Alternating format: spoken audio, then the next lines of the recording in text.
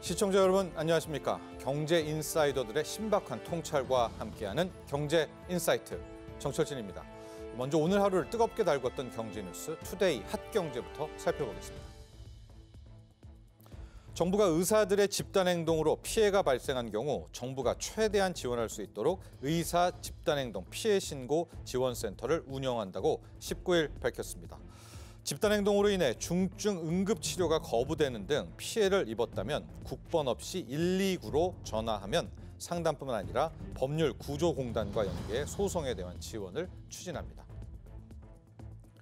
19일 부동산 플랫폼 직방이 국토교통부 실거래가 데이터를 분석한 결과 지난해 서울 아파트 월세 거래의 34.5%는 100만 원을 넘어선 것으로 조사됐습니다. 이는 2022년보다 2.8%포인트 늘어난 수치입니다. 학구 및 고급 주거 수요가 밀집한 강남 3구는 지난해 100만 원 초과 월세 거래 비중이 51.5%로 이미 과반을 넘겼고 300만 원이 넘는 초고가 월세도 12.2%에 달했습니다. 특허청이 2차 전지 분야 특허 출원권에 대해서 오는 19일부터 우선심사 대상으로 지정, 운영합니다. 특허청은 현재 국가 첨단 기술을 우선심사 대상으로 지정해 운영 중인데 반도체와 디스플레이에 이어 이번에 2차 전지까지 3개 분야로 확대 시행됩니다. 2차 전지 분야가 우선심사 대상에 추가됨에 따라 2022년 기준 22.9개월 걸렸던 특허 심사는 2개월로 단축될 수 있을 것으로 전망됩니다. 통계청은 보건복지부의 사회서비스 산업현황과 과학기술정보통신부의 사이버보안 인력수급 실태조사 통계 개발을 지원한다고 19일 밝혔습니다.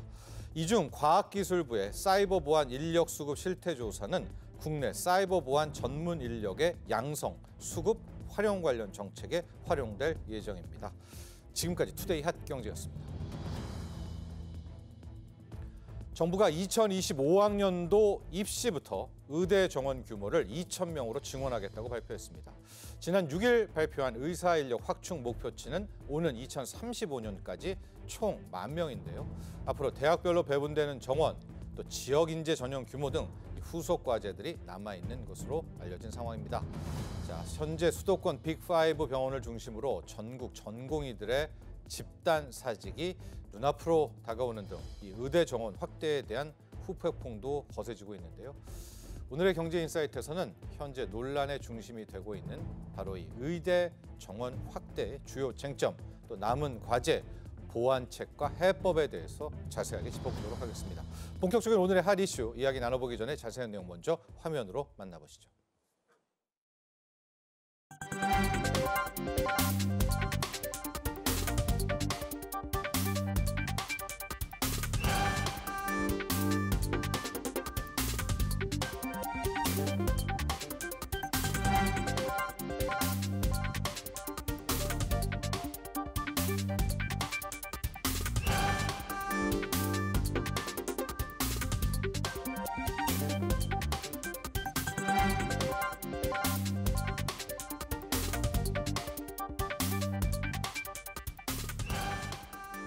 먼저 충분한 의료 인력 확보가 중요합니다.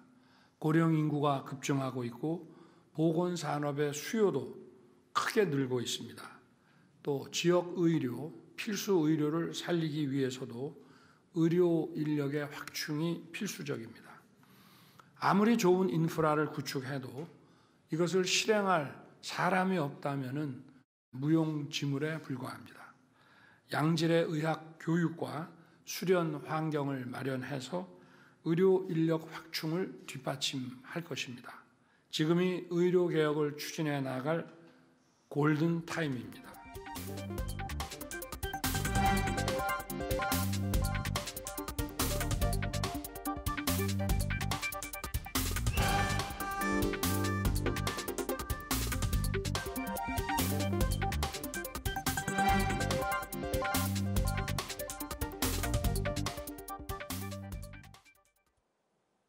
오늘의 경제인사이트 두 분의 전문가와 함께합니다. 정영선 연세대 보건행정학과 교수, 허윤정 아주대 의과대학 인문사회의학교실 교수 스튜디오에 나와 계십니다. 안녕하십니까? 네. 네. 안녕하십니까? 안녕하세요.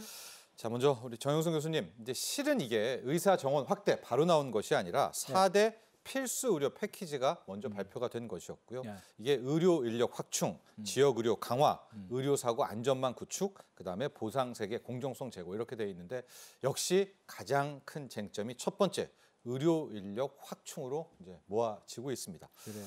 현 시점에서 왜 의사 수를 늘려야 돼? 하고 얼만큼 늘려야 돼? 이 배경과 내용 먼저 총괄해서 우리 교수님께서 한번 설명해 주시고 본격적인 논의에 들어가죠. 의사 수를 늘려야 되는 거는 이제 의사가 부족하기 때문에 늘리겠는데 네. 과연 의사가 부족하냐, 얼마나 부족하냐에 대해서 여러 이제 설왕설래가 있는 거죠. 네. 근데 그런 것이 우리가 뒷받침되는 증거가 뭐냐라고 하면 우리가 통계로 얘기할 수밖에 없잖아요. 네. 가장 확실한 통계는 그 나라의 인구 대비 임상에 임하는 의사가 숫자가 얼마나 되느냐는 통계인데 이거는 이미 너무 잘 알려져 있듯이 우리가 그런 국제 통계를 거의 수집하는 거의 유일한 통계가 이제 OECD 통계예요. 네.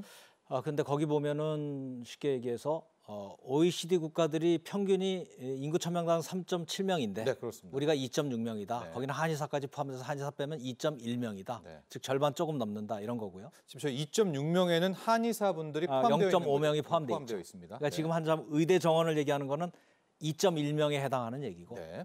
저기에 덧붙여서 지금 현재 저거는 이제 우리가 경제학에서 스톡이라고 말하는 지금 저량이고요. 지금 현재 의사들 배출돼 있는 네. 거기에 유입되는 그리고 앞으로의 증가 속도를 보여주는 유량에 해당하는 플로우. 플로우에 해당하는 거죠. 플로우에 해당하는 것이 의대 정원인데 네. 그 의대 정원이 대개 인구 10만 명당 OECD 평균이 14명이에요. 예. 근데 우리나라는 인구 10만 명당 또 한의사를 빼면 6명이고 한의사 넣어도 7명이에요. 네. 절반이죠. 네. 그러니까 저량도 절반을 간 넘는데 거기에 유입되는 인원도 지난 20년간 억제를 해가지고 절반 수준으로 지금 억제돼 있는 거예요. 예. 그래서 이제 반드시 OECD 평균까지 가야 정답이라는 얘기는 아니나 최소한도 OECD 국가의 제일 낮은 국가에 지금 속해 있다라고 하는 것은 뭔가 부족한데 그것이 우리 경험적으로 여러 가지 의사 부족으로 나타나는 공중보건의도 지금 없어서 난리고 예. 지방의 지역의 이런 의사들 의료 물론 공백이죠. 배치의 문제로 생기는 것도 있지만 전체적으로 정원의 부족에 의해서 생기는 문제들을 우리가 그 경험적으로 또 알 수도 있기 때문에 네. 통계와 경험이 의사의 부족을 얘기해주고 있는 거죠. 네. 그래서 이제 의사 수를 확대를 합니다. 네. 결과적으로 그러려면 의대 정원을 네. 늘려야. 왜냐하면 이제 의대에서 의사가 배출이 되니까 2,000명 그리고 2035년까지 10,000명. 네. 그 숫자의 적절성은 어떻게 생각하세요? 그 숫자의 적절성도 또한 이제 아까 말한 그 저량으로서의 지금 현재 의사가 절반밖에 안 되는데 네. 유량으로서의 그것을 줄여왔기 때문에 네. 이 부분을 정부가 판단하고 여러 가지 연구 결과 판단에는 최소한 뭐 현재 인원의 3,000명이지만 네. 좀 과격해 보이더라도 한 2,000명 가량 이렇게 늘려야만 그나마 그걸 따라가는 그나마 일부라도 따라간다라고 판단을 하는 것이고요. 예. 거기에 대해서 이제 의사협회나 의사단체들은 너무 과격하다라고 해서 여러 가지 명분을 내세우나 그 기저에는 우리 모두 보듯이 의사들이 늘어나면 자기들의 개개인에게 돌아가는 수입이 줄어들지 않겠느냐는 그런 두려움 네. 이런 것이 이제 소위 뒤에 같이 기득권 있는 뭐 거죠. 이런 기득권 거죠. 뭐 네. 그런 거죠. 네. 네. 그렇습니다. 자, 허윤정 교수님, 실은 이게 뚝딱 2,000명, 10,000명 이게 된 것이 아니라 아마도 지금 나오는 이야기가 거의 28차례 협의 논의가 있었다라는 것들에 이제 설왕설래 또 하고 있는데요. 이게 실제적으로 좀 어떻습니까? 이 의사수 증원, 의대 정원 확대에 대한 논의가 의료계와 좀 있었었나요? 이제 또 이게 긴밀하게 디테일로 좀 많이 논의가 있었습니까? 어떻습니까? 그러니까 정부의 28차례 협의와 예. 이것이 의료계에서는 그것을 이제 공식적인 횟수를 인정하는 것 여부를 떠나서 네. 의사소통에는 뭐 명백하게 실패한 것 같습니다. 네네. 이유는 사실은 의사수를 늘린다고 의대 정원이죠. 의대 정원이 늘어나면 네. 짧게는 10년 혹은 11년 뒤에 네. 의사 수가 이제 증가되는 그런 영향을 미치게 되는 거니까 지금 의사결정을 해서 내년에 의대 정원을 늘리면 앞으로 11년 뒤에 이제 의사가 늘어나는 네. 그런 이제 효과가 발휘되는 건데요. 실질적으로는 아마 정부가 28차례를 얘기하는 건 공식적인 협의가 분명히 있었습니다. 있었고 네. 그리고 이제 그 공식적인 협의 과정 안에는 의료계의 대표자들과의 협의도 있을 뿐만 아니라 정부가 의과대학에 어느 정도의 증원을 늘리는 것이 가능한지 예. 그리고 그렇게 늘린다면 그 정원이 늘어나는 것에 대한 의학 교육이 가능한지 예. 이런 것들을 아마 문의하고 검증하는 절차가 있었을 거예요. 예. 그러니까 정부 입장에서 보면 의료계의 대표자뿐만이 아니라 의학 교육을 담당하는 의과대학 담당자들 이렇게 여러 채널로 협의를 했다. 또 전공의와도 협의를 했다라고 하지만 그 협의가 의사들이 100% 원하는 그러한 안으로 확정되기까지 의사들은 우리는 동의한 바 없다. 뭐 이렇게 해서 결국은 비대위가 구성되는 네. 네, 이런 과정을 반복하고 있는 것이잖아요. 그러니까 결국은 의료계 내가 실질적인 협의가 있었다 할지라도 그게 의료계가 받아들이기 어려운 내용이기 때문에 궁극으로는 아마 그간의 협의 내용을 인정하기는 쉽지 않은 상황인 것 같습니다. 그 28차례 회의 때 협의 때 좀 더 또 진지하게 더 깊이 들어갔으면 지금 같은 좀 굉장히 극단적인 상황 아니겠습니까? 맞습니다. 피할 수 있었을까요? 어떻게 보세요? 아마 제가 보기에는 28차례 아니라 56차례를 했어도 아마 2,000명 정원을 받아들이기는 의료계 내에서는 쉽지 않았을 거고요. 평행선이었겠다. 예. 네. 왜냐하면 기억하실지 모르겠지만 코로나 한창일 때 지난 정부에서 400명을 드리겠다라고 했는데 어떻게 했습니까? 파업했고 네. 국시 거부 네. 했었잖아요. 네. 그러니까 그거의 지금 4배가 넘는 네. 거의 5배 해당하는 인원이 늘어나게 되는 안을 가지고 의료계가 흔쾌히 정부가 이런 계획을 갖고 있으니 동의하고 이렇게 하기에는 상당히 어렵지 않았을까. 네. 이야기는 오고 갔었으나 이제 그 협의 접점을 만들기가 정말 힘들었었겠다. 이제 이런 생각도 해보고요. 정영석 교수님, 이제 국민들에 대한 반응, 국민들의 입장도 굉장히 중요할 것 아니겠습니까? 네. 의사와 정부, 의료계와 정부뿐만이 아니라 결과적으로 이건 이제 둘러싼 국민들의 이야기이긴 한데 네. 아마 예상을 했었을 겁니다. 어떤 설문조사를 했어도 현재 국민들은 이제 의대 정원 확대에 찬성 의견이 많고요. 네. 저게 이제 갤럽 조사인가요? 그렇죠. 한국 갤럽 조사인데 긍정적인 점이 많다가 76%입니다. 우리 정영석 교수님은 어떻게 생각하세요? 저 설문조사 보고요. 네, 뭐 그간 여러 번의 그 국민들의 그 의견을 물어본 조사가 있었는데 네. 그래도 저거는 국민들의 찬성이 그래도 그렇게 많이 안 나온 편이고 85% 나온 네. 것도 있었고 89%도 있었어요. 80%가 많더라고요. 네, 80%대죠. 네. 그거는 이제 여론조사라는 게 뭐 상황에 따라 이렇게 편차는 있어도 네. 그건 이미 이제 절대 다수의 국민이 원하고 있다는 거고 네. 그 이유는 국민들이 무슨 통계 하나하나를 따진 것은 아니라 경험적으로 부족하다고 느낀 것이고 그리고 또한 우리가 어떤 그 전문 직종의 인력 그리고 국민들의 건강과 이런 데 필요한 서비스를 받아야 되고 그것을 전문적으로 독점적으로 제공하는 인력을 우리가 늘리는데 이렇게 그 당사자들의 그 눈치를 봐야 되는 수준까지 네. 일종의 이렇게 힘들게 한다라는 것이 사실 정상적이지 않아요. 네. 그렇잖아요. 의대 정원을 늘리는데 의과대학 학생들이 동맹유학을 하겠다든지 그 교육받는 수련생에 불과한 전공의들이 그 상황을 활용을 해서 무슨 파업을 한다든지 이런 식으로 한다라는 것 자체가 이미 국민들의 눈높이에는 받아들일 수 없는 거죠. 네. 그리고 그동안에 그것을 언론들이 그나마 기사 쓰기 좋으니까 자꾸 부추기기도 하고 해서 이것이 그 크게 보도가 되고 해서 문제가 되기는 했었지만 네. 이제는 언론도 워낙 국민의 그 다수의 의견이 그런 걸 알고 있기 때문에 거기에 그것을 반영해서 보도를 하고 있는 거예요. 그렇기 때문에 이 문제는 제가 보기에는 그 의사들이 그 속내까지 다 읽혀지고 있거든요. 네. 그렇기 때문에 아마 더 이상 이런 주장을 계속하기가 쉽지 않다고 저는 판단하고 있고요. 최근에 언론에 제가 양면 게임 하버드 퍼트남 교수의 양면 게임 시어리를 가지고 인용해서 좀 얘기를 했는데 어차피 정부라고 하는 그 국민의 뜻이라든지 뭘 반영해서 정책을 내는 입장에서 볼 때도 여러 가지 늘려야 된다는 이유를 많이 설명을 했고 그리고 보건의료정책심의위원회라는 합법적인 절차를 거쳐서 네. 오랜 기간에 뭐 상대방은 그걸 합의해줬다고 얘기하지 않으나 합의를 받아내야 될 대상은 아니거든요. 허락을 받아내야 될 대상은 아닌 것에 대해서 충분히 그런 절차적인 것도 했고 그런 과정을 거쳐서 공식적으로 장관이 나와서 발표까지 하고 여러 가지 대안을 제시한 상황이기 때문에 이미 게임 티어리나 뭐 이런 걸 인용을 안 해도 이미 정부로서는 물러설 카드는 이제 없어진 거예요. 네. 그런 상황에서 뒤에 속내가 보이는 이런 어떤 기득권 유지 내지는 뭐 이런 차원의 주장을 위해서 명분 없는 주장을 위해서 파업이라는 극단적인 더군다나 국민의 생명을 담보로 해서 이런 얘기를 한다는 것은 아마 지속하기 힘들다. 또 정부도 그거에 대한 대응책을 이미 작년 11월에 네. 의사 면허까지 해소할 수 있는 그런 새로운 법이 마련이 돼 있는 상황이에요. 이런 수단도 가지고 있고 해서 아마 제가 보기에는 그렇게 지속하기 쉽지 않을 거다 이런 생각을 합니다.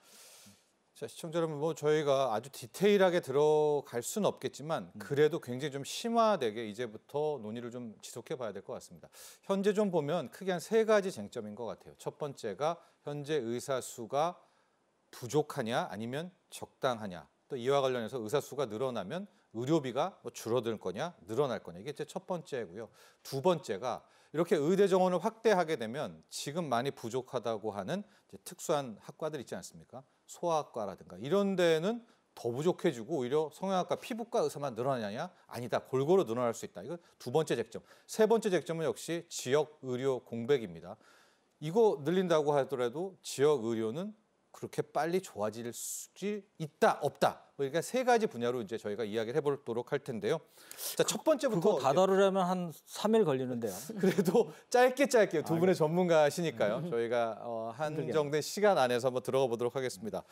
허윤중 교수님, 첫 번째입니다. 의사 수가 부족하냐? 아니다. 지금으로서도 충분하다. 여기에 대한 이야기부터 좀 가볼까요? 어떻습니까? 객관적으로는 명백하게 부족합니다. 네. 그거는 국제적인 기준으로 봐서도 부족할 뿐만 아니라 멕시코보다 조금 낮게 보이는 이유는 한의사를 포함해서 네. 그런 수치가 나온 것이고요. 네. 다만 그럼 한의사와 의사가 같은 역할을 수행하냐? 전혀 그렇지 않죠. 예, 한의사가 수행하는 역할과 의사가 수행하는 역할은 다르기 때문에 맞습니다. OECD 국가 대비 꼴등이라고 보는 게 네. 그 객관적인 수치이고요. 네. 근데 이제 의료계에서 얘기하고 있는 논의의 근거는 뭐냐면 한국이 급속한 이 의료 인구 절벽으로 가니까 인구가 늘어나는 거에 비해서 의사 수가 갑자기 많이 늘어난다면 그럼 나중에 예. 장기적으로 봤을 때 의사 수가 과잉으로 갈 거다라고 예. 하는 우려를 하는 예. 것인데요. 그거는 정책이라고 하는 거는 이렇게 굉장히 움직이는 거라서요.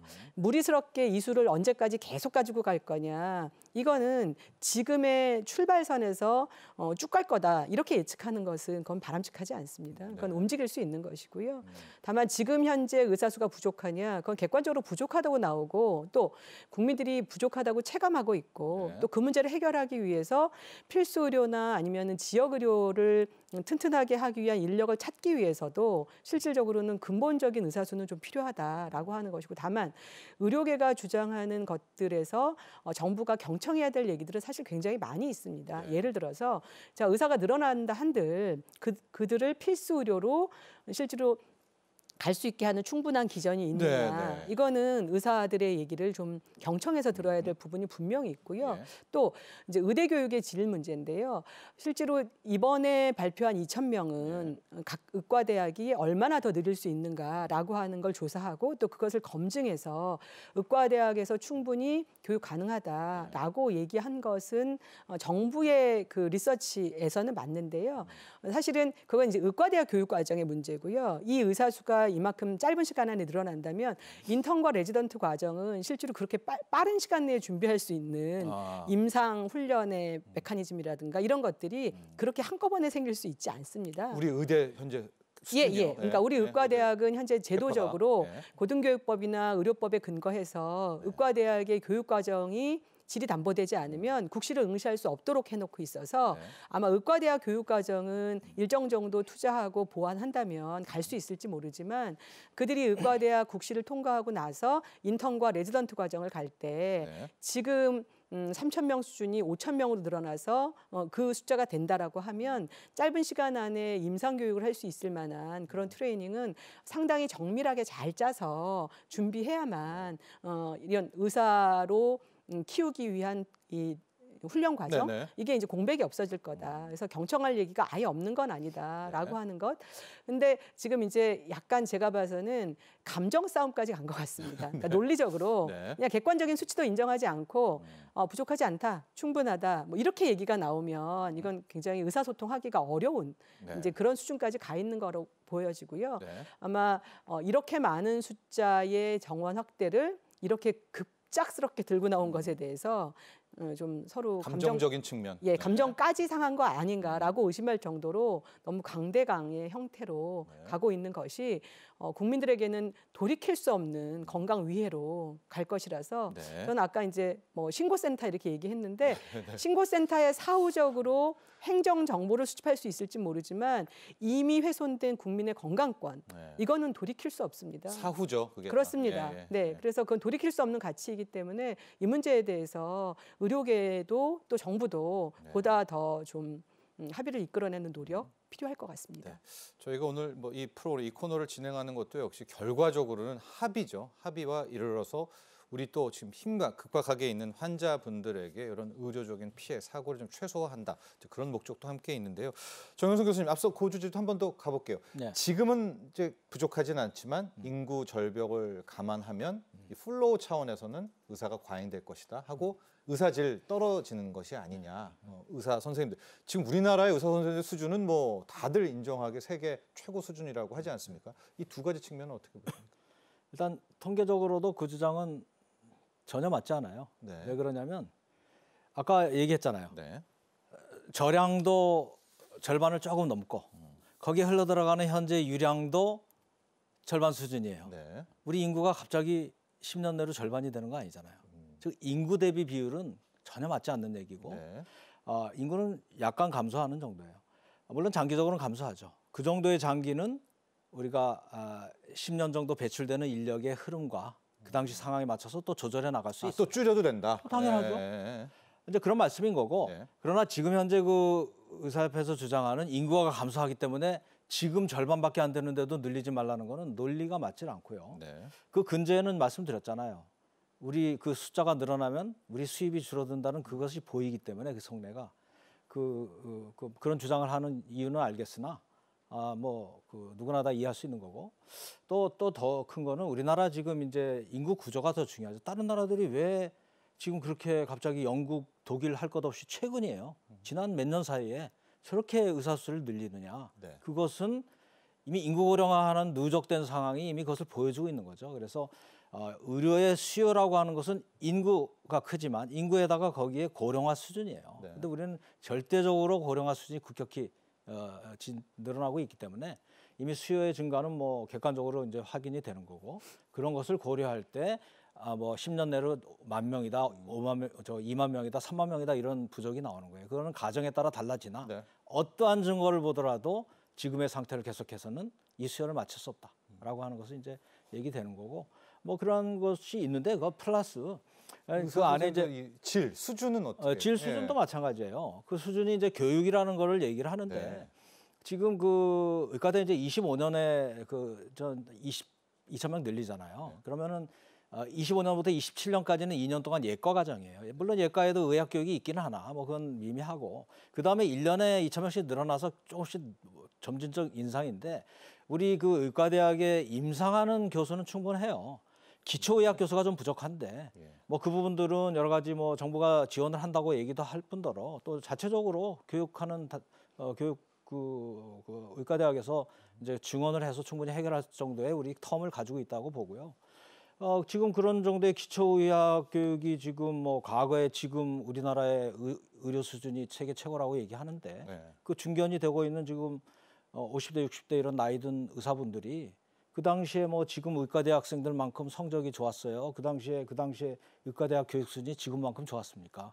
솔직히 얘기하면 그런 정도의 교육과 그런 정도의 그 성적이더라도 충분히 그동안의 임상 경험과 이런 걸 통해서 최고의 의료 수준을 만들어냈잖아요. 본인들이 얘기하듯이. 네. 그러나 우리의 그 의과대학 지금 가는 학생들은 충분히 성적도 좋고 아무리 지방에서 뽑아도 그 지방에 최고의 인재들이 가고 있고 그들이 지금 현재 기초교육이나 임상 그런 걸 통해서 충분히 교육을 받고 있고 시간적 여유가 있어서 정부가 또 그 교육을 위한 지원을 하겠다고 하는 것이 네. 있는데 그 교육이 안 된다고만 얘기한다 그러면 어떡하겠어요. 그래서 알겠습니다. 당장 의과대학의 그 교육 수요를 알아봤고 예. 그리고 현장 실사까지 했다는 거예요. 예. 그래서 제가 나온 나가보진 2,000 않았지만. 명이다. 그럼요. 예. 그래서 나온 알겠습니다. 거기 때문에 예. 교육은 뭐 아까 말한 근본적으로 의과대학 정원을 당장 늘리기 싫으니까 네. 하는 얘기다. 저는 그렇게 생각합니다. 허윤종 교수님, 의료비, 병원비라고 편히 얘기를 하겠습니다. 이게 마치 변호사들처럼 의사들의 숫자가 많아지면 수요 공급에 따라서 가격이 떨어질 것이냐라는 주장 하나. 아니다. 오히려 이런저런 부가 진료를 의사 선생님들이 더 병원이 권해서 의료비가 올라가서 건보료가 더 부담이 커질 수 있다는 주장. 이거 저도 다 보는데 모르겠더라고요. 이게 뭐가 이거 들어보면 이것도 맞는 것 같고 저거 들어보면 또 저것도 맞는 것 같고 어떻게 될 것 같습니까? 의사 선생님 수가 많아지는 것과 네. 우리의 건보료 병원비의 상관관계는요? 실제로 의사 수가 늘어나면 일반적으로는 의료비가 증가되는 걸 막기는 어렵죠. 그거는 뭐 그냥 객관적으로 당연히 늘어날 수밖에 없는 거고요. 다만 네. 지금 양쪽이 이 주장을 하고 있는 저변에는 무슨 근거가 있냐면 네. 한쪽에서는 의료비가 급격하게 늘어나니 의사 수 늘리는 걸 경계해야 한다라고 하는 주장으로 쓰고 있는 것이고 한쪽에서는 그렇지 않다. 근데 양쪽 주장에 다 백업이 있습니다. 무슨 네. 말이냐면 예, 지금 실제로 우리보다 의사 수가 훨씬 많고 그리고 그렇게 운영되고 있는 나라들이 우리나라 한국에 비해서 의료비 증가율이 높으냐? 그렇지 않기 때문에 그렇습니다.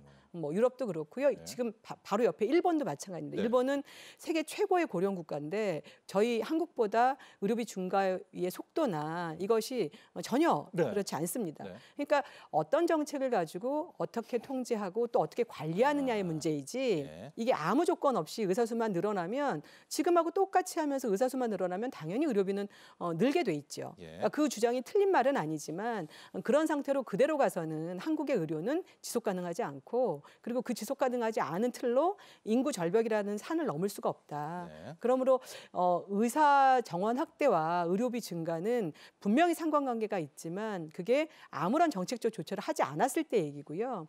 반드시 그런 것들을 통제해야만 의료의 지속 가능성 그런 것들이 담보되기 때문에 네. 저 논리는 각각의 근거는 있으나 관리의 문제일 수도 있겠네요. 물론입니다. 결과적으로. 물론입니다. 네, 정책 실행도 맞습니다. 이제 그런 사안의 문제다 이렇게 정리를 또 해보고요.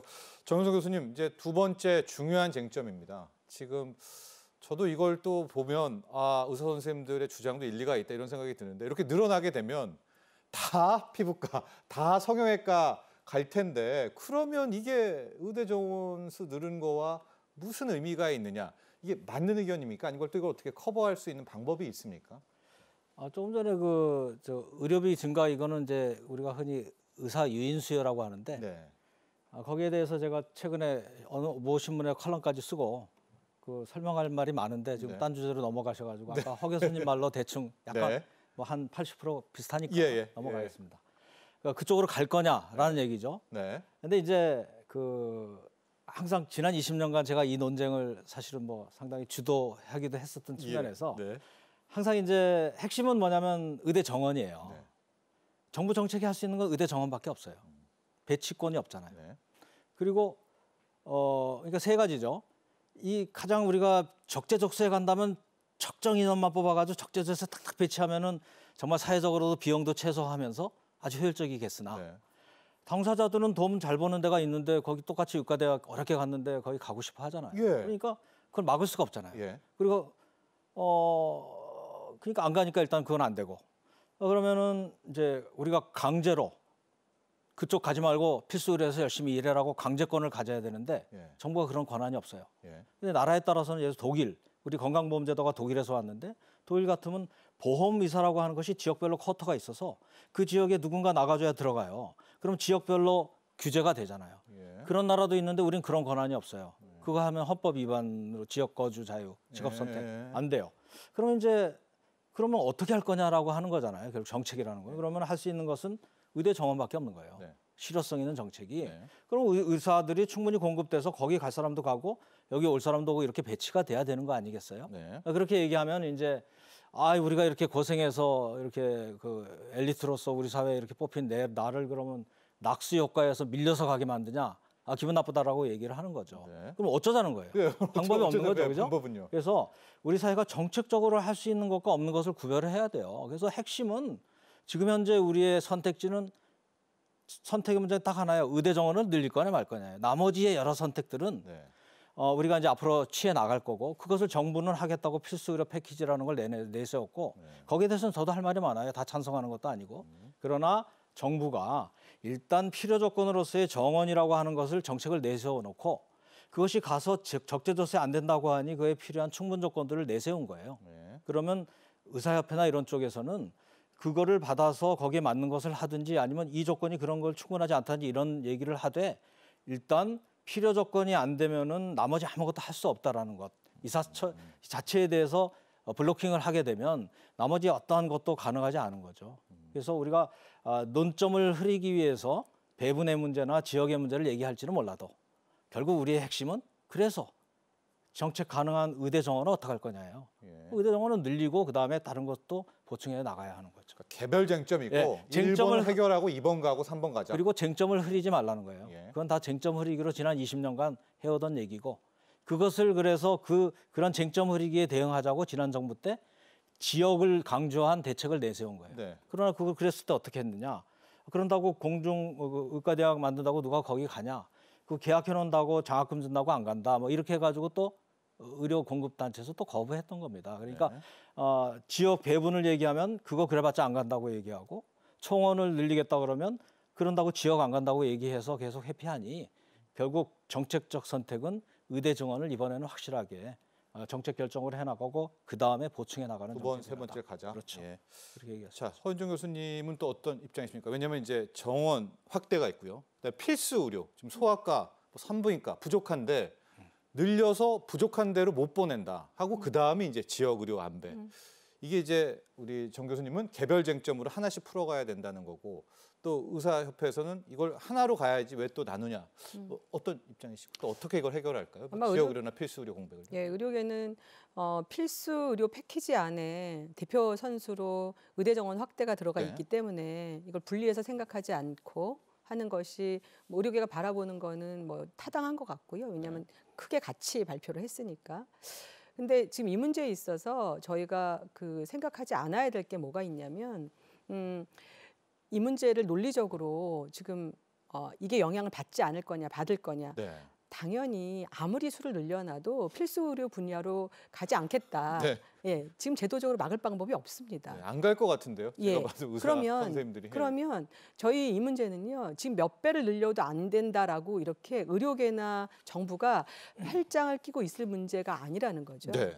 그거보다 굉장히 심각한 문제죠. 네. 왜냐하면 국민의 건강은 돌이킬 수 없는 가치잖아요. 네. 그냥 논리적으로 싸우고 뭐 이렇게 될 수 있는 문제가 아니니까 정부 입장에서 보면 설사 이 문제가 직접 해결될 수 있는 카드가 아니더라도 무언가 정책적 수단으로 해결에 가까운 것들을 내놔야겠다. 예. 이런 아마 조급함이 분명히 있었을 것 같고요.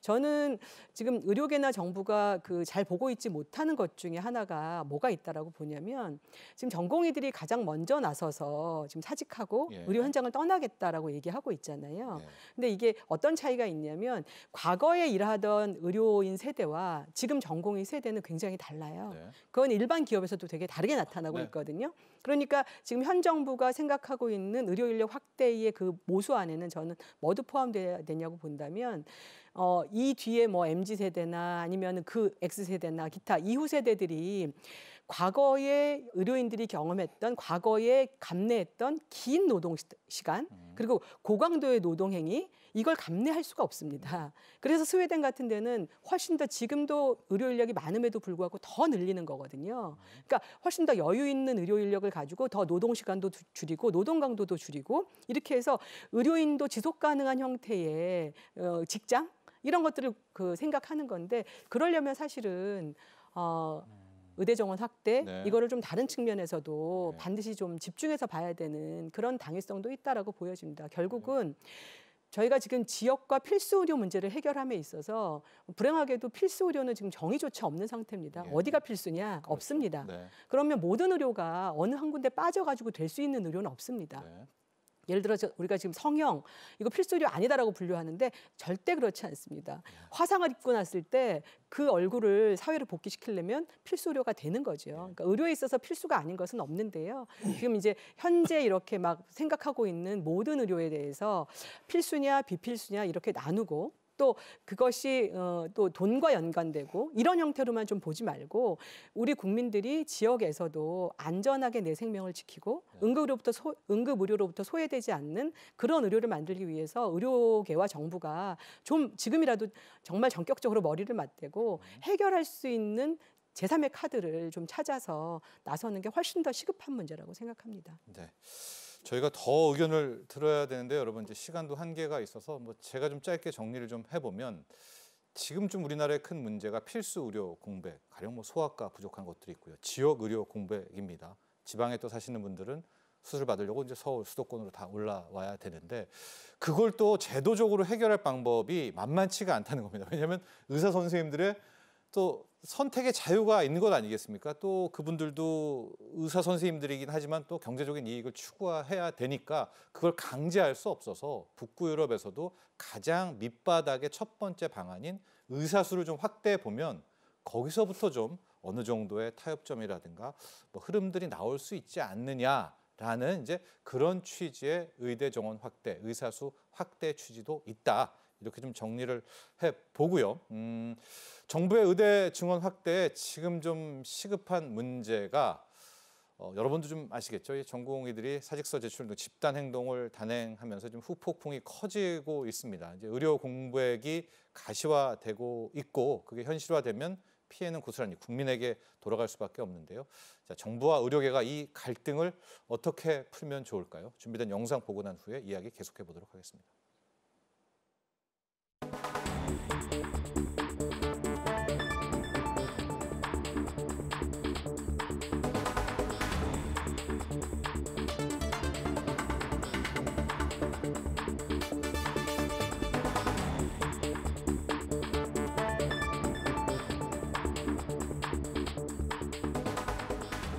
의료 공백이 벌어지면 그 피해는 고스란히 국민들에게 돌아가게 됩니다. 이는 국민의 생명과 건강을 볼모로 삼는 있어서는 안 되는 일입니다. 늘어나는 고령 인구와 높아지는 의료 수요에 비해 지금의 의대 정원은 턱없이 부족합니다.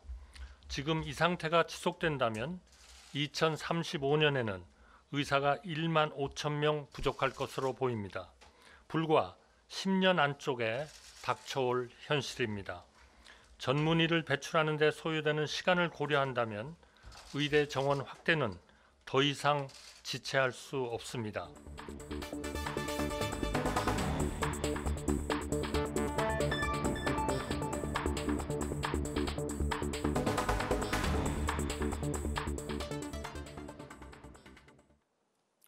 자, 정영선 교수님, 집단 행동입니다 하고 오늘이 디데이인 것 같은데요. 이런 이야기도 있습니다.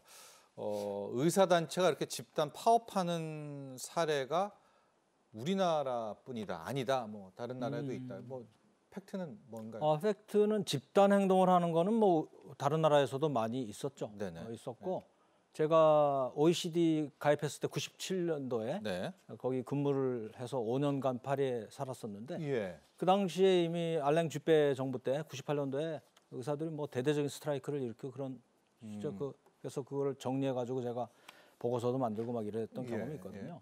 근데 이제 그 의사 스트라이크가 없었다는 얘기가 아니고 의사 스트라이크의 이유가 의대 정원이라는 걸 가지고 한 사례는 찾을 수가 없다는 거죠. 오히려 거꾸로예요. 의사들이 부족하다든지 의사들이 근무 여건이 어렵기 때문에 이 여건을 풀어달라는 스타일의 스트라이크를 하는 것이고 내지는 뭐 월급 올려달라 이런 거. 그렇죠. 예. 그런 차원이지 학부 정원을 가지고 얘기하는 건 상상도 하지 못하는 거예요. 오히려 그게 늘어야 자기들이 근무 여건이 좋아진다고 생각하는 거예요. 비근한 예가 2008년도에 일본이 이제 의대 정원을 늘렸어요. 네. 그때 제가 일본 말도 잘해요. 일본에서 학위를 해서. 그래가지고 의사 협회 자주 갑니다. 의사회 사람들은 스즈키 상임이사 다 이끌어가는 사람하고 그때 물어봤어요. 어떻게 그거를 협의를 해줬나 그랬더니 협의는 무슨 자기들이 정부한테 요구해서 늘려달라. 왜? 그랬더니 그 당시에 그 일본 언론에 막 의사들이 과로사하고 막 그런 게 보도가 되고 난리가 났다는 거예요.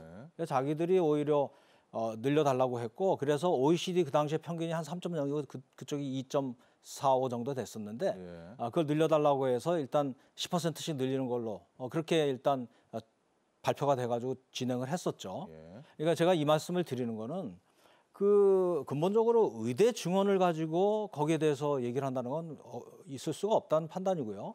그리고 더구나 전공이라고 하는 것은 수련을 받는 피교육생이에요. 네, 그렇죠. 예, 네. 그 교육생이 교육을 안 받겠다고 하는 거 아닙니까? 네. 그러면 그다음부터 병원이 책임을 지고 수술 환자, 중증 환자부터 먼저 수술 해결해야 돼요. 나머지 70~80%의 그 기성 그 의사들 중심으로 해가지고 그 문제를 해야 되고, 그것을 해결하지 못해서 응급 환자가 치료를 받지 못하고 무슨 생명에 문제가 생기면 병원이 책임을 져야 되는 겁니다. 그러니까 우리 시스템이 그렇게 돼 있어요. 그러니까 그렇게 나가면 되는 것이지, 교육받는 학생들이 지금 지난번 2020년도 그렇고 이런 문제를 더군다나 명분도 불확실한 속내가 들여다 보이는 그런 이슈를 가지고 좀 한다는 거는 우리 사회가 받아들여서는 안 된다는 생각이죠. 네. 자, 현종 교수님, 이제 오늘이요. 빅5, 우리나라의 빅5 병원 전공의들이 집단 사직서를 제출하겠다라고 이야기한 마지막 날이고, 현재까지 분위기로 봐서는 집단 사직서를 제출할 것 같거든요. 지금까지는요. 앞으로는 이걸 어떻게 됩니까? 복지부는 뭐 받아야 됩니까? 아니면 그 다음에 이걸 뭐 받았다가 또 독해주 어떻게 돼요? 이거 어떻게 풀죠? 네. 네. 제도적으로는 집단 사직이 가능하지 않도록 사표 수리를 일단 할 수 없도록 그렇게 행정적인 조치는 해놨습니다. 복지부가. 예. 네. 그리고 이제 사직이라고 하는 거가 실제로 이게 의료 거부가 아니라 진료 거부가 아니라 사직이라고 한다면 사직서를 제출하고 한 달 뒤에 현장을 이제 인수인계를 하고 네. 이제 뜨는 게 맞는 거죠. 그러니까 형식은 사직서 제출이지만 실질적으로는 바로 그 다음 날 의료 현장을 뜨겠다라고 하는 건 집단적인 항의의 표현이다라고 해석되는 게 객관적으로 타당해 보이고요. 지금 빅5뿐만이 아니라 전국에 수련의들을 훈련하는 그런 수련병원들은 거의 대부분 대형 병원들이고요. 중환자가 많은 그런 병원들은 굉장히 비상한 각오로 지금 이제 오전부터 회의를 하고 있습니다. 왜냐하면 자칫 우리 병원에서 잘못해서 환자가 사망 사고가 발생한다, 이런 것들을 어떻게 막을까 굉장히 중대한 문제로 지금 나오고 있습니다. 네. 그런데 제가 가장 안타깝게 생각하는 건 전공의들이 집단 사직서를 제출한다고 했을 때 의료계가 내놓은 반응입니다. 네네. 그게 국민들을 굉장히 실망스럽게 하고 참담하게 만들었을 것 같은데, 그 반응이 뭐였냐면 국민의 생명을 지키기 위해서 너희들이 어떻게 하면 좋겠다가 아니라 전공의들이 피해를 입으면 돌이킬 수 없는 것을 겪을 거다. 네. 이렇게 경고한 것입니다. 네. 지금 의료계의 대표적인 목소리는 국민의 건강이 좀 중요한 우선순위의 가치에 배치되어 있지 않고 정부와 의료계가 국민을 빼고 환자를 빼고 둘이 논쟁하는 이런 모양새를 갖게 되는데요. 환자의 생명과 국민의 안전 없이 정부나 의료계 어느 쪽도 설 수가 없습니다. 이 부분에 대해서 좀 심각하게 생각을 해봐야 될 것 같습니다. 네. 자, 우리 허현종 교수님이 참 좋은 부분들도 지적을 해주셨는데요. 정영선 교수님, 이거 해법도 한번 논의해 보죠. 지금 사직서를 제출한다, 의료 면허를 박탈한다. 지금 국민들이 원하는 건 이런 대치 상황은 아니거든요. 이게 빨리 풀려서 환자분들이 제때 치료받는 건데요. 어떻게 풀어가야 됩니까? 근데 이제 푸는 해법은 아까도 말씀드렸듯이 지금의 이슈는 의대 정원이거든요. 이제 그 이슈를 두고 여러 가지 얘기들을 하는 거잖아요. 그러니까 의대 정원을 정부는 2,000명으로 이미 절차를 거쳐서 발표했고, 그 전공의들은 그걸 반대하고 있어요. 그래서 간극을 메울 방법이 지금 없는 거죠. 그런데 이제 그 양쪽의 카드는 이미 제시가 돼 있는 거죠. 그러나 의사들의 어느 쪽이 명분을 가느냐인데, 일단 명분은 제가 보기에는 객관적으로 아까 국민 말씀하셨듯이 국민의 찬성으로 볼 때 의대 증원인 정부가 명분을 갖고 있어요. 그래서 이런 상황에서는 이제 아까 정부가 또 수단까지 갖고 있어요. 집단 면허에 대한 어떤 아까 수리 금지라든지 뭐 있기 때문에 이런 부분들은 아마 적절한 선이라고 하면은 그 자기들의 불만을 보여주고 그런 선에서 의사들이 그 집단 행동보다는 실리적인 정부가 내세운 4대 뭐 패키지라든지 이런 쪽이 보다 의사들의 요구되는 그런 그 권익의 향상이라든지 그 필수의료의 보충을 위해서 쓰일 수 있도록 하는 그 협상을 오히려 해야 되는 것이지, 의대 정원이라는 이미 발표된 정책은 이미 회수할 수 없다. 그것을 회수하는 순간 정부는 국민으로부터 배척을 받게 돼 있거든요. 자, 이제 마지막으로 국민들이 원하는 것도 구체적인 좀 긍정적인 협의를 계속해서 원하고 있습니다. 국민들의 바람도요. 어떤 국민들이 뭐 의사 다 면허 박탈돼 가지고 뭐 힘들어지길 원하지 않죠. 왜냐하면 또 고스란히 우리가 또 치료를 받아야 되니까요. 자, 현수정 교수님 이제 시간이 다 되고 있는데요. 어떤 점들을 좀 서로 주고 받으면 의료협회나 의사 선생님들도 이런 점을 가지고 다시 좀 복귀를 한다거나 의대 정원 확대를 좀 받아들일 수 있지 않겠느냐. 뭐 그런 좀 쟁점 좀 그런 게 좀 있을까요? 뭐 마지막으로 그런 부분들이 좀 있다면 좀 제언을 좀 해주십시오. 의료계가 정부 협상 테이블에서 주도권을 갖거나 아니면 존중받지 못했다라고 하는 것이 의료계를 가장 심각하게 타격하고 있는 그런 이슈라고 생각을 합니다. 예. 정부가 좀 가시적으로라도 의료계를 좀 적극적으로 먼저 찾아가서 네. 지금이라도 최후의 협상을 꺼낼 수 있는 그런 명분을 좀 제공해주고 예. 그런 것이 반드시 필요할 것 같고요. 의료의 대표자분뿐만이 아니라 다양한 의료인들과 좀 의사소통을 하는 채널 이런 것들을 만들어야 되지 않을까 싶습니다. 이미 의협은 비대위 체제로 가 있기 때문에 예. 기존의 의사소통의 파트너가 좀 바뀌어 있지 않습니까? 네네. 그러니까 지금 비대위는 가장 극렬하게 가는 그런 모습을 갖고 있어서 자칫 더 강대강으로 갈 수 있는 그런 구조로 빠질 수 있는 위험이 있습니다. 그러나 국민의 생명을 가지고 논쟁하거나 아니면 대치하거나 하는 것 바람직하지 않고 누구도 돌이킬 수 없는 결과는 의대생을 처벌한 대재앙이 아니라 환자의 생명을 네. 손상하는 그런 네. 대재앙이 오지 않도록 하는 그런 조치를 위해서 정부가 먼저 한 발짝 다가가고 그리고 의료계가 이에 화답하는 그런 좀 장을 만들어줘야 되지 않을까 네. 싶습니다. 예. 자, 정현석 교수님, 시간은 다 됐습니다. 이게 결국 풀기를 원하죠, 국민들도요. 이 갈등을요. 네. 어떤 좀 방법 또 어떤 자세들을 요구를 할까요? 일단 분명한 것은 이제 의사 서비스가 제대로 제공되기 위해서 우리가 가진 유일한 정책 수단인 의대 증원이라고 하는 이슈를 가지고 서로 논의를 하는데 네. 그래서 근본적으로 이제 의대 증원 자체에 대해서 거부를 하는 그런 입장에 있는 의사들이 저는 과거의 경험상 이렇게 의사를 이기는 정부가 없다라는 그런 의사협회 전임 의사협회장의 얘기대로 이런 어떤 마음가짐을 가지는 상태가 계속돼서는 안 된다고 보고요. 네. 그래서 이거는 어떤 타협점이라든지 뭐 이런 말로 양비론으로 갈 문제는 이제는 더 이상 아니다. 네. 확실하게 정부나 국민이 확실하게 방향을 가지고 지금 진행해 나가는 것에 대해서 언론도 그렇고 이제 이 방향을 위해서 잘못된 길을 가는 데 대해서 우리가 다독여서 제대로 되는 길을 가도록 오히려 건면하는 쪽으로 가는 것이 저는 해법이라고 확실히 얘기합니다. 네. 지금 양비론의 문제를 가지고 계속 오는 것이 지난 20년간 우리의 지금의 상태를 만들었다. 네. 저는 이렇게 판단을 하고 있어요. 좀 그래도 정부가 따뜻하게 좀 접근하는 방법이 있다면 뭐가 있을까요? 네. 정부가 네. 근데 이제 아까 말씀드린 네. 대로 다른 여건들이 그게 필수로 패키지라고 하는 데서 제시가 돼 있어요. 그러니까 또 네 가지 중에? 간부들은 또 알고 있고요. 네. 그러니까 그런 협상을 나서야지 핵심에 해당하는 의대 정원이라는 그 문제는 이미 정부로서도 갈 수 없는 길을 이미 선택을 했기 때문에 네. 그 부분을 해소하기는 좀 어렵다. 현실을 정확하게 말씀드리는 게 나을 것 같아요. 알겠습니다. 자, 오늘 함께해 주신 우리 두 분의 의사 선생님 분들입니다. 오늘 감사합니다. 고맙습니다. 저는 의사 아닙니다. 아니 우리 의료 교수님이십니다. 감사합니다. 자, 여러분 경제 인사이트 오늘 준비한 소식은 여기까지입니다. 여러분 한국 주식시장 저평가, 코리아 디스카운트 이런 이야기 많이 들어보셨죠? 자, 정부가 이를 해소하기 위해서 기업 밸류업 프로그램을 드디어 오는 26일 발표합니다. 정부의 기업 밸류업 프로그램 발표 기대감이 확산되면서 2월 주식시장 아주 뜨거워지고 있는데요. 자, 이와 관련해서 최근 국내 증시에서는 저 PBR조 열풍이 불고 있기도 합니다. 다음 시간 경제 인사이트에서는 26일 발표를 앞두고 있는 기업 밸류업 프로그램에 따른 국내 증시 흐름 전망, 또 어떻게 대응할까, 대응 전략에 대한 이야기도 함께 나눠보도록 하겠습니다.